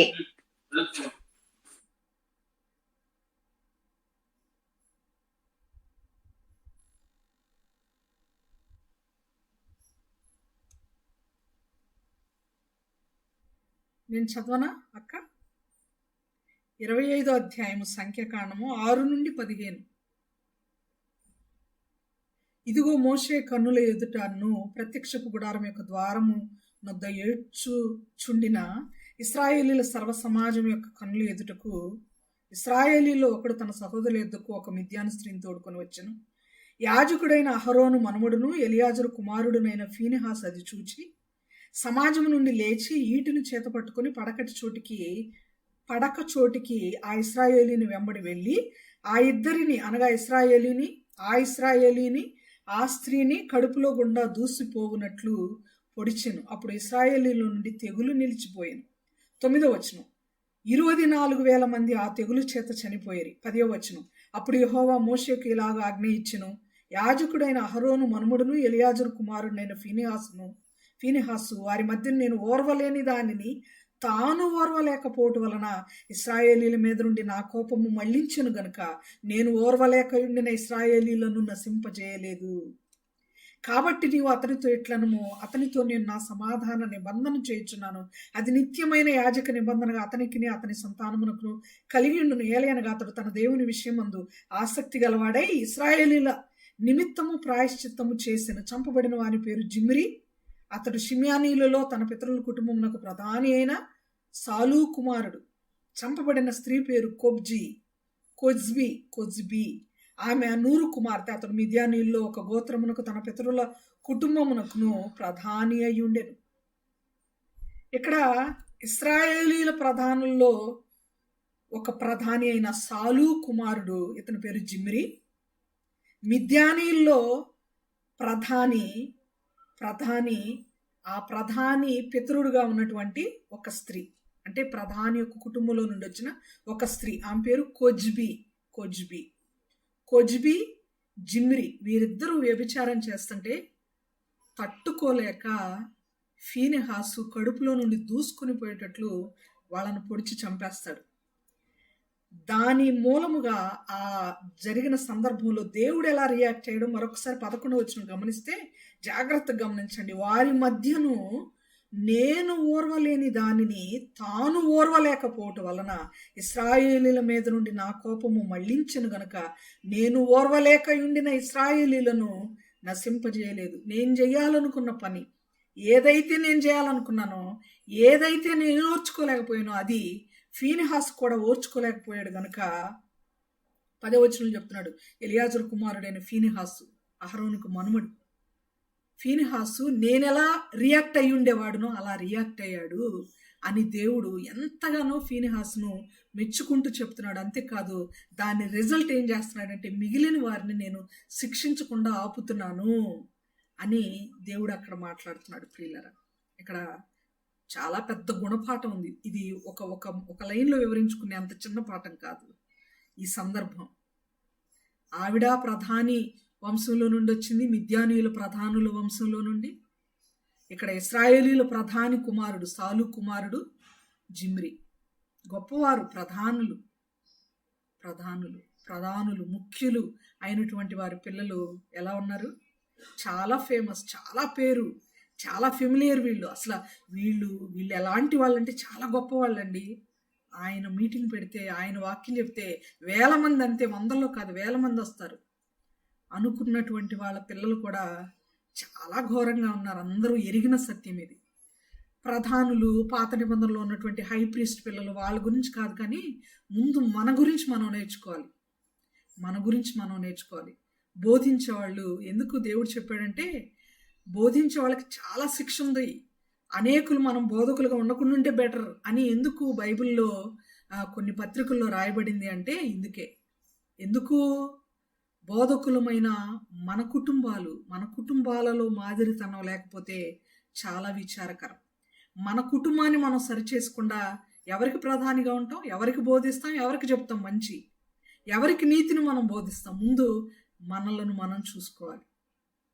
ఇల్లు గెలిచి రచ్చగెలవమన్నారు, అంతేనా లూదియమ్మ? కరెక్టేనమ్మా అది. ఇంట గెలిచి రచ్చగెలవాలి. ముందు ఇంటిని సరి చేసుకోవాలి. మన అమ్మ రక్షింపబడకుండా, మన నాన్న రక్షింపబడకుండా, మన ఇంట్లో బూతులు మాట్లాడుతూ, మన ఇంట్లో సరస్వక్తులు మాట్లాడుతూ బయట వారికి మనం బోధిస్తే వర్కౌట్ అవ్వదు. దాని నుంచి గుడ్ రిజల్ట్ కూడా మనం ఎక్స్పెక్ట్ చేయలేం. ముందు మనం ఇంట్లో మాదిరిగా ఉండాలి, తర్వాత మాత్రమే బయట వాళ్ళకి మనం బోధించే వారిగా, ప్రధానులుగా, పెద్దలుగా మనం ఉండాలి. అయితే ఆ పాపము జరిగినప్పుడు రోషంగా రియాక్ట్ అయ్యాడు ఈయన. ఎవరు రియాక్ట్ అయింది? ఫీనెహాసు రోషముగా రియాక్ట్ అయ్యాడు. అలాంటి ఫీనెహాసు కుటుంబంలో నుండి వచ్చాడు మత్తితీయ. ఇతను కూడా రోషంగా రియాక్ట్ అవుతున్నాడు. ఎందుకంటే వాళ్ళ పితరుల్లో ఉన్నటువంటి బ్లడ్డే కదా ఇది కూడా. అంత్యొకసు ఇష్టానుసారంగా జరుగుతుంటే రోషంగా రియాక్ట్ అయిన ప్రాణమైన పోయినా పర్వాలేదు, కానీ మా ప్రాణాలు పోయినా పర్వాలేదు, నువ్వు చెప్పిన ఆ విగ్రహానికి మాత్రం మేము మొక్కం, మేము వాటిని ఆరాధించం, పూజించం, అసలు దేవుని అనుదిన బలి నిలిపివేసినా పర్లేదు, రెగ్యులర్గా మా దేవుడికి మేము ప్రార్థించడం అన్నా, ఈ యొక్క యెరూషలేములో ఆరాధనలు జరగడం అన్నా ఆపేస్తాం, కానీ నువ్వు పెట్టిన విగ్రహాన్ని మాత్రం మేము పూజించము అని ఖండితంగా చెప్పి వీళ్ళు ఏం చేస్తారంటే ఆయన అరాచకాలకు తట్టుకోలేక ఒక కొండ ప్రాంతానికి వెళ్ళిపోతారు. నెక్స్ట్ సెషన్లో ఆ కొండ, ఆ ప్రాంతము నేను గ్రాఫ్స్తో మీకు చూపిస్తాను, పిక్చర్స్తో చూపిస్తాను. కొండ ప్రాంతానికి పారిపోయి అక్కడ తలదాచుకుంటారు. కొన్ని సంవత్సరాలు గడిచిపోయిన తర్వాత మత్తితీయ మరణిస్తాడు. మత్తితీయను అనుసరిస్తూ వెళ్ళిన వాళ్ళు అనేకులు ఉంటారు. వాళ్ళనే 31వ వచనంలో, 31, 32 వచనాల్లో 11వ అధ్యాయం దానియేలు గ్రంథంలో దేవునిని ఎరిగిన వారు. దేవుని ఎరగటం అంటే యేసు ప్రభు దేవుడని మాకు తెలుసు, మేము నమ్ముకున్నాం, బాప్టిజం తీసుకున్నాం అనడం కాదు. కష్టం వచ్చినప్పుడు, ప్రాణం మీదకి వచ్చినప్పుడు, దేవుడా లోకమా, దేవుడా పాపమా, దేవుడా ధనమా అనే క్వశ్చన్స్ ఎదురైనప్పుడు దేవుడు తప్ప మరేది వద్దు అని దేవుని వైపు నిలబడటమే దేవుణ్ణి ఎరగడం అంటే. రుచి చూచి ఆయన ఎరగడం అంటే ఆయన పక్షంగా నిలబడటం, ఆయన పక్షంగా మన బ్రతుకులను నిలబెట్టుకోవడం. కష్టం వచ్చినా, నష్టం వచ్చిన ఆయన పక్షంగా నిలబడటం. ఆ విధంగా నిలబడిన వారు అనగా దేవుణ్ణి ఎరిగిన వారు గొప్ప కార్యములు చేయుదురు. ఏంటి ఆ గొప్ప కార్యములు అంటే, కొన్ని సంవత్సరాలు వాళ్ళు పారిపోయి వాళ్ళల్లో వాళ్ళు ప్రకటించుకుంటూ ఒకరినొకరు హెచ్చరించుకుంటూ ఎంకరేజ్ చేసుకుంటూ ఉంటారు. క్రొత్త నిబంధనలు మనం కూడా చూసే మాటలు ఏంటంటే, పాటలతో వాక్యములతో ఒకరినొకరు ఆదరించుకోండి, ఒకరినొకరు హెచ్చరించుకోండి. రాకడ అతి సమీపంగా ఉన్నప్పుడు, అబద్ధ ప్రవక్తలు వస్తున్నప్పుడు, రాకడ దినాలు సమీపమవుతున్నప్పుడు, ఆయన రాకడ సమీపంగా వాకిటే, న్యాయాధిపతి వాకిటే నిలిచి ఉన్నాడు. ఆయన చాలా హీఈస్ రెడీ టు కమ్. అలాంటి సమయంలో మనం ఏం చేయాలి? ఒకరినొకరు మత్తి తీయ జాతి వలె, మక్కబీయుల వలె ఒకరినొకరు హెచ్చరించుకుంటూ ఉండాలి ప్రియులారా. వారు అలా గొప్ప కార్యములు చేస్తూ వాక్యం చెప్తూ వాళ్ళు దేవుణ్ణి అంటి పెట్టుకుని బ్రతికారు. కొంతకాలానికి మత్తితీయ అనే వ్యక్తి చనిపోయాడు. చనిపోయినప్పుడు వాళ్ళ కుమారుల్లో, ఇందాక మనం రెడ్ అక్షరాలతో చూసాం కదా, జోదాస్ అనేటువంటి పేరు, యోధా అనేటువంటి వ్యక్తి బలంగా ఈ మత్తితీయను అనుసరించిన వాళ్ళందరినీ కూడా నడిపిస్తూ ఉంటాడు. హై ప్రీస్ట్ కుమారుడు, ప్రధాన యాజకుడు మత్తితీయ, అతని కుమారుడు యోధ. పాస్టర్స్ కుమారులు ఈ రోజుల్లో ఏం చేస్తున్నారు? తండ్రి పాస్టర్ పని చేస్తుంటే, దేవుని యొక్క వాక్యం ప్రకటిస్తుంటే, కుమారులు మాత్రం ఇష్టానుసారమైన జీవితాన్ని కొనసాగిస్తున్నారు. తండ్రి బల్ల దగ్గర నిలబడి ఆరాధన జరిగిస్తుంటే, భార్య, కుమారులు, కుమార్తెలు మాత్రం ఇంట్లో ఉంటారు, లోకంలో ఉంటారు, సీరియల్స్లో ఉంటారు, జగడాలలో ఉంటారు, ఈ లోకానుసారంగా బ్రతుకుతుంటారు. చాలా విచారకరం ప్రియులారా. ప్రధాన యాజకుని కుమారులు ఎలా ఉండాలో మనం గుర్తుపెట్టుకోవాలి. పాఠాలు వినేటప్పుడు వాటిని బట్టి మనం నేర్చుకుంటూ ఉండాలి. తండ్రి ఎలా బ్రతికాడు, ఈయన కూడా అలాగే అంతకంటే కూడా బలంగా వాళ్ళని నడిపించేవాడిగా ఉన్నాడు. ఆయన్ని చూస్తూ వీళ్ళు ఆయన యొక్క మాటలు, ఆయన యొక్క ఇన్స్పిరేషన్ తీసుకొని బలంగా దేవుని వైపు ఉన్నారు. అయితే వాళ్ళందరూ ఇక నుంచి నీ పేరు యోధా కాదు, యోధా కాదు, మేమందరం నిన్ను అనుసరిస్తున్నాం, నువ్వు మాకు పెద్దగా ఉండు, మీ నాన్నగారు చనిపోయారు కాబట్టి మా సపోర్ట్ అంతా నీకే, మనందరం దేవుని మీద ఆధారపడి ఒక కలిసికట్టుగా దేవునికి విరోధమైన వాటిని ఎదిరిద్దాం అని ఒక ప్రతిజ్ఞలాగా పూనుకుని వాళ్ళు ఒక మాట మీద నిలబడి ఉంటారు. వాళ్ళందరూ కూడా కలిసి ఇతనికి మక్కబీ అనేటువంటి పేరు పెడతారు. యోధాకి ఉన్న మరో పేరే మక్కబీ. మక్కబీని వీళ్ళందరూ అనుసరిస్తున్నారు కాబట్టి చరిత్రలో వారందరికీ, అంటే యూదులలో ఎవరైతే పారిపోయి దేవుణ్ణి అంటిపెట్టుకుని ఉన్నారో వీళ్ళందరికీ కూడా హెడ్ మక్కబీ కాబట్టి వీళ్ళందరికీ వచ్చినటువంటి పేరే మక్కబీయులు. మక్కబీయులు వీరే దేవుణ్ణి ఎరిగిన వారు. దానియేలు 11:32 ఉన్నమాట. దేవుని ఎరిగిన వారు ఒక క్లాస్ అయితే, ఆ క్లాస్లో ఫస్ట్ బెంచ్లో ఫస్ట్ రోల్ నంబర్లో ఉండేది మక్కబీయులు. మక్కబీయులు గొప్ప కార్యాలు చేశారు. ఫీనిహాసు రోషం కలిగి దేవుని యొక్క మనస్సు కలిగి ఉన్నాడు. ఫిలిప్పీ పత్రిక 2:5 ఒక గొప్ప కంటత వాక్యం ఉంది. ఏంటో చెప్తారా? దేవుని మనస్సు అనగానే మనకు ఆ కంటత వాక్యం గుర్తు రావాలి.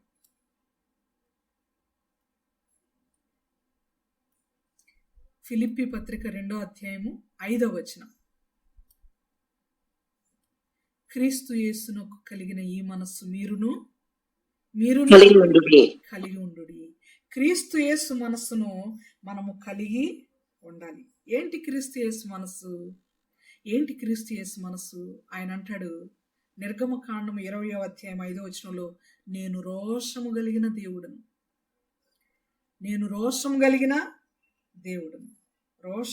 దేవుడు ఆయన. సంఖ్యాకాండము 11:25-29 కూడా ఒక రోషం కలిగిన వ్యక్తి ఉన్నాడండి. చాలా చిన్నోడు కానీ రోషం ఎక్కువ. చాలా మంది చిన్నపిల్లలు చీమ టపాకాయల్లాగా రోషంగా మాట్లాడుతుంటారు. ఫ్యామిలీస్లో మనం చూస్తుంటాం, ఊరు వెళ్ళినప్పుడు లేకపోతే మన చుట్టుపక్కల పరిసర ప్రాంతాలు. చిన్న మాట అన్నా రోషం. ఈ రోషం ఈ లోకానుసారంగా కాదు, కానీ ప్రభు విషయాల పట్ల ఉండాలి అని దేవుని యొక్క వాక్యం సెలవిస్తుంది. ఆయన రోషం కలిగిన దేవుడు. సంఖ్యాకాండం 11:26-28-29 కూడా ఒక అతని గురించి మోషే గారు అంటారు, నా నిమిత్తమై నీకు రోషము కలిగినా అంటాడు. అతను ఎవరో కాదు, యెహోషువ. మేదాను ఇంకొక పేరు గుర్తు రావట్లేదు నాకు. మేదాను అనేటువంటి పేరు ఒకటి ఉంటుంది. అతను చదువుతారా ఆ మాట ఒకసారి? సంఖ్యాకాండము 11, 28, 29 వచనాల్లో మేదాను అనే పేరుతో ఇంకొక వ్యక్తి పేరు కూడా ఉంటుంది. అమ్మా ఏం పేరు? ఎల్దాదు. రైట్. ఎల్దాదు, మేదాదు వీరిద్దరు కూడా వాక్యం చెప్తున్నారు, ప్రకటిస్తున్నారు అనే మాట ఒక చిన్నవాడు వచ్చి చెప్తే ఫస్ట్ వాళ్ళని ప్రకటించకుండా నువ్వు ఆపేసేయి అని మోషేకు సలహా ఇస్తూ ఉంటాడు యెహోషువ. అప్పుడు యెహోషువతో మోషే అనే మాట, నా నిమిత్తమై నీకు రోషం కలిగిన వాక్యం చెప్తున్నారు వాళ్ళు చెప్పని. దేవుడు ఆల్రెడీ చెప్పాడు కదా, నీ ఆత్మలో పాలు కొంతమందికి దయచేస్తాను, వాళ్ళు కూడా ప్రకటిస్తారు అని. కాకపోతే వాళ్ళు ఆ రోజు తప్ప మరొకసారి ప్రకటించలేదు. మోషే అంటున్నాడు, ప్రకటించని. కొన్నిసార్లు దయ్యాలు కూడా ప్రకటిస్తాయి దేవుని వాక్యమే. దయ్యాలు ఎన్నిసార్లు ప్రకటించలేదండి? సర్వోన్నతుడైన దేవుని కుమారుడా మాతో నీకేమి. పౌలును చూసినప్పుడు పుతోను దయ్యం పట్టిన స్త్రీ కూడా వీరు సర్వోన్నతుడైన దేవుని దాసులు, దేవుడు సర్వోన్నతుడు అని ప్రకటిస్తున్నాయి దయ్యాలు కూడా. చాలా మంది ప్రకటిస్తూ ఉంటారు, కానీ ఎవరు పడితే వాళ్ళు ప్రకటించడం కాదు, కానీ దేవుని వాక్యాన్ని ఎరిగి ప్రకటించాలి, అనుసరిస్తూ ప్రకటించాలి, వాక్యం ప్రకారం జీవిస్తూ ప్రకటించాలి అని యెహోషువ గారి ఉద్దేశం అక్కడ. అందుకని వాళ్ళని ప్రకటించొద్దని ఆపు అని అంటాడు. రోషం, దేవుని పని చేయకూడని వాళ్ళు చేస్తుంటే ఆయనకు రోషం వస్తుంది. ఎందుకంటే ఆయన రోషం కలిగిన వాడు, దేవుడు రోషం కలిగిన వాడు. అందుకే యెహోషువ కూడా రోషం కలిగి ఉన్నాడు. మనకుందా రోషం దేవుని పట్ల, దేవుని క్రియల పట్ల? దేవునికి రోషం ఉంది. అంతేకాదు ఆయన పవిత్రుడు కూడా. అనేక మార్లు ఆయన అంటాడు, నేను పవిత్రుడును గనుక మీరును పవిత్రులై ఉండులి. క్రీస్తు యేసును కలిగిన ఈ మనసు మీరును కలిగి ఉండండి అంటే ఆయనలో ఉన్న రోషం మనలో ఉండాలి, ఆయనలో ఉన్న పవిత్రత మనలో ఉండాలి. హెబ్రీ పత్రిక 7:26లో ఆయన పవిత్రుడు, పాపులలో చేరక ప్రత్యేకంగా ఉన్నవాడు అనే మాట ఉంది.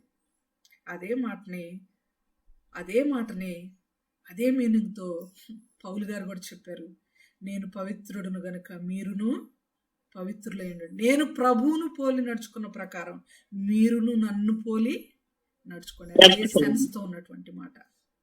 ఆయన ఎలా నడుచుకున్నాడో, ఆయన శిష్యుడు లేకపోతే ఆయనకు నిజమైన కుమారుడైన తిమోతికి కూడా నీవు పవిత్రుడు అయ్యుండులాగును చూసుకో అని 1 తిమోతి పత్రిక 5వ అధ్యాయము 22వ వచనంలో చెప్పాడు. ప్రియులారా, అనేక వచనాలు ఉన్నాయి, అవన్నీ వివరించుకోవడానికి సమయం అనుకూలం కాదు. నెక్స్ట్ సెషన్లో మనం చూద్దాం. ఇంతకీ ఈ రోషము, దేవునికి కలిగిన ఈ క్రోధము ఎవరి పట్ల అంటే ఇంతగా చెలరేగిన, ఇంతగా విజృంభించిన, ఇంతగా ఇష్టానుసారంగా ప్రవర్తించిన అంతియోకస్ మీద. అంతియోకస్ నెక్స్ట్ సెషన్ ఆర్పై ప్రభు చిత్తమై నేను సజీవుల సుంకిలుంటే ఆ తర్వాత ఉండే సెషన్లో అంతియోకస్ మరణించబోతున్నాడు. ఎలా ఏంటి అనేది మనం వివరంగా నేర్చుకుందాం. అంతియోకస్ 4 లాగా ప్రవర్తిస్తే మనకి కూడా శిక్ష తప్పదు. ప్రియులారా, ఎంతో అవకాశాన్ని ఇచ్చాడు. గబ్రియేలు దూత ద్వారా ఎంతగానో వివరంగా తెలియచేశాడు. ఇంతకీ గబ్రియేలు దూత ఇంతగా చెప్పడంలో అంతియోకస్ ఒక హీరో అని చెప్పడం కాదు, ఇన్ని రాజ్యాలు గెలిచిన చాలా డెప్త్ ఉన్నటువంటి వ్యక్తి, చాలా బలవంతుడని చెప్పడం కాదు, కానీ ఆయన రాజ్యంలోనే మీకు విడుదల రాబోతుంది, ఆయన పరిపాలన చివరి దినాలలోనే విడుదల రాబోతుంది. 558 సంవత్సరాల సుదీర్ఘ బానిసత్వంలో నుండి మీరు విడుదల కాబోతున్నారు. జాగ్రత్తగా ఉండండి, రెడీగా ఉండండి, ఇవన్నీ జరిగిపోతాయి, విడుదల కాబోతున్నారు, సిద్ధంగా ఉండండి, ఇవన్నీ మనస్సులో ఉంచుకోండి అని గబ్రియేలు దూత చెప్పే ఉద్దేశం. ఆయన నశించిపోబోతున్నాడు అనేటువంటి ఉద్దేశం. ఆయనకి, దేవుని బిడ్డలకి ఒక వార్ జరగబోతుంది. దాన్ని చరిత్రలో గొరిల్లా వార్ అంటారు. ఇలాంటిదే ప్రకటన గ్రంథ ధ్యానంలో మరలా మనం నేర్చుకుంటాం. పేరు గుర్తుపెట్టుకోండి. అప్పుడు మీరు చెప్తారు, అవును సిస్టర్ మీరు చెప్పారు, గొరిల్లా వార్ అనే దానికి పేరు చెప్పారు, కానీ ఇక్కడ వారి యొక్క పేరు వేరే పేరుగా ఉంది. ఇదే మ్యాటర్ దానియేలు గ్రంథంలో కూడా మనం విన్నామని మీరు చెప్తారు. అదేంటంటే హర్మెగిద్దోను యుద్ధం. ప్రకటన గ్రంథంలో జరగబోయే హర్మెగిద్దోను యుద్ధం. హర్మెగిద్దోను యుద్ధం చివరి యుద్ధం బైబిల్లో. యూదులకు చివరి యుద్ధం గొరిల్లా వార్. అది అంతియోకస్ 4తో. ఈ మాటలు ఫ్యూచర్లో జరగబోయే వాటికి ఒక ఛాయగా, ఒక నీడగా మాత్రమే ఉన్నాయి. ఇవన్నీ కూడా వాస్తవాలు, చరిత్రలో రాయబడిన కథలు కాదు, ఇవి వాస్తవాలు. అంత్యోకస్ 4 నుండి మనం నేర్చుకోవలసినవి, అంత్యోకస్ 4 నుండి దిద్దుకోనవలసినవి. అహంకారం మనలో ఉండకూడదు, అపవిత్రత మనలో ఉండకూడదు, దేవుని ఆలయాన్ని పాడు చేయకూడదు, దేవుని బిడ్డలకు నష్టం కలిగించకూడదు, కష్టం కలిగించకూడదు. ఇవన్నీ కూడా మనము అంత్యోకస్ 4 నుండి నేర్చుకొని వాక్యానుసారంగా బ్రతుకుదాం. 45వ వచనాన్ని మరొకసారి మరలా నెక్స్ట్ సెషన్లో విందాం. 45వ వచనం పూర్తి వివరణకు ముందు మక్కబీయుల చరిత్ర అంతా కూడా మనకు అవసరం. ఇదంతా వింటేనే ఎందుకు, ఎలా, ఏ విధంగా, మూలంగా ఆయన ఇలా నశించబోతున్నాడు అంత్యోకస్ 4 అనేది మనకు అర్థమవుతుంది. ఆ నాశనం నుండి, ఆయన యొక్క అంతిమ ఓటమి నుండి, ఆయన యొక్క అంతము నుండి ఎవరు కూడా అతన్ని కాపాడలేరు. అది దేవుడే చేయబోతున్నాడు అనే మాటలు మనం గుర్తుపెట్టుకుందాం. దేవుడి కొద్ది మాటలు మనందరి కొరకు దీవించి ఆశీర్వదించును గాక. ఆమేన్. శ్రద్ధగా విన్న మీ అందరికి కూడా నా హృదయపూర్వకమైనటువంటి వందనాలు తెలియచేస్తున్నాను. ప్రియులరా, ప్రేరేపించబడిన వారు ఒక్కరు ప్రార్థించినట్లయితే మనం సెలవు తీసుకుందాం.